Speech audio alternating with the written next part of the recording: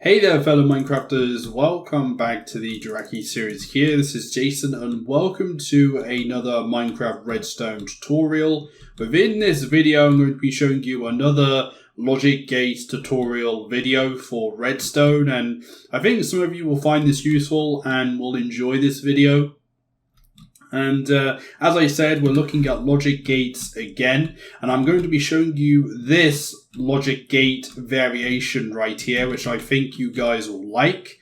And yeah, I'm in Minecraft 1.18.2 and I'm on the Java edition at the moment. I believe this will also work in Bedrock as well.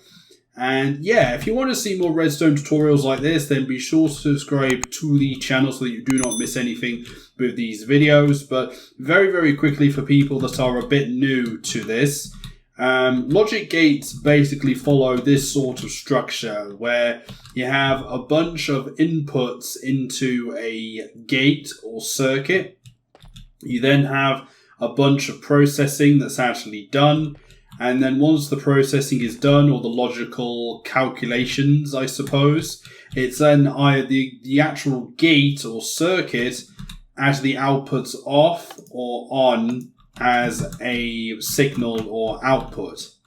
And one of those gates is the AND gate. So the most common variation or way to build this is like this. So it's a 2-block high, using redstone torches and dust and stuff like that. And basically the whole point of an AND gate is that the gate only provides power when both of the inputs into the gate are on, okay?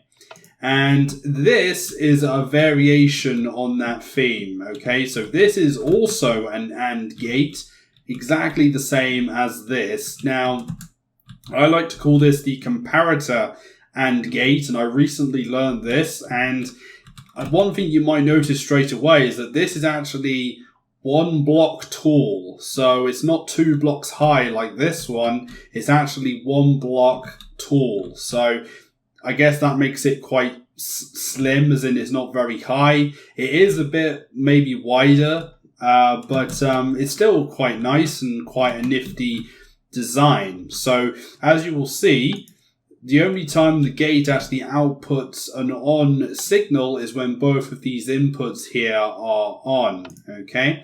And I'm going to now build it with you guys so that you can see it working, and then I'm basically then going to explain kind of how it works.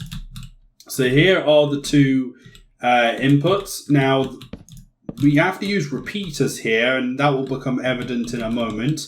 You then need to do this, where you've got comparators like that. They all have to be in subtract mode, like that. You then need to have redstone torches around the side, like that, okay? And that's about it. That's it done. That is the comparator AND gate complete. Now, what you might notice is that the only time this lamp is turned on, or there's an on signal from the gate, is when these comparators on the side are deactivated. And the only time that happens is when both of the inputs are on. And I'm going to try and explain why this actually works. And you need to know a little bit about comparator logic. Now, I have been through this in a previous video where I showed you how to make a comparator XOR gate or a comparator XOR logic gate. I'm going to leave a card for that in the top right if you're interested. But very quickly, some of you might not know that comparators actually have a subtract mode, and you get to the subtract mode by right-clicking on or activating the comparator like that. And when it is in subtract mode, it does the following calculation, okay? What it does is it takes the rear signal, so the signal going into the back, and then it will subtract the max signal of the left and right. Okay, so the reason why this gate is currently off is because obviously there's quite a few comparator calculations going on here. In fact, there's 3 being done because there are 3 comparators. But as you might have guessed, the reason why you need repeaters here is because you've got a redstone torch here powering this comparator.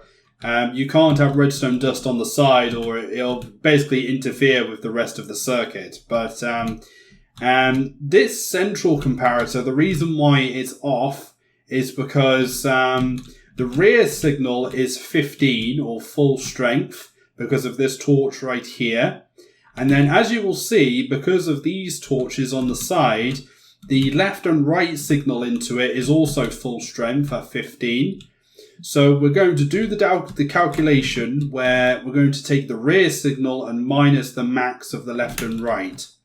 So because the left and right are the same, it doesn't matter which one you pick. So you've got 15 minus 15, which is 0. And then what then happens is it then takes the max of that result and 0. And because, again, we've got 0 and 0 that it's actually checking, the comparator outputs no signal whatsoever. So that is why this comparator is off. The reason why the comparators on the side are on is because what you've got is you've only got rear signals going into them. As you will see, the repeaters don't provide any power into the side of the repeater.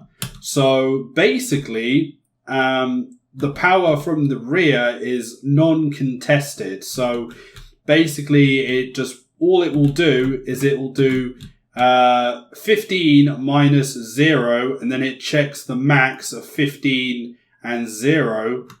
So what ends up happening is that this comparator outputs a full strength. So, and that applies to both. So, and the only time that dynamic changes is when we actually activate this repeater. You can see that this then becomes the same case as the center one, which ends up getting deactivated if you apply the same logic. And the only time this comparator is allowed power is when both of the comparators on the side are deactivated. So as you will see, because these comparators are now deactivated because of these repeaters, again, the rear signal into this comparator is non-contested. So we've got full power going into the comparator with nothing on the side. So that is why the gate actually works and actually provides power when both of the inputs are on. I'm hoping that actually makes sense, and I've given you guys an explanation as to why this comparator setup actually works. But yeah, this is the comparator and gate. It's a nifty little thing to know to have in your redstone arsenal. And again, I'm hope I was clear with my sort of explanation and, showing you how to build it, and just gave you some appreciation as to why it actually works. Alright everyone, that's about it for this redstone tutorial. Hopefully you found this useful and you learned something new. If you did enjoy the actual video and learn something new, then a like on the video would be very much appreciated. And if you want to follow me on Twitter, my Twitter is in the description, or you can use the Twitter on screen right now. So that's @JirakiSeries on Twitter.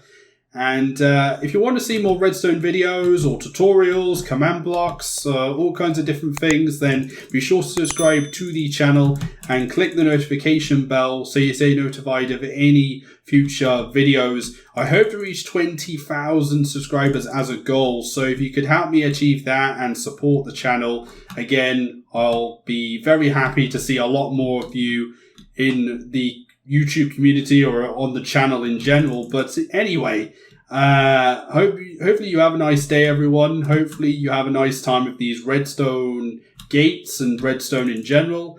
And yeah, see you next time. Take care.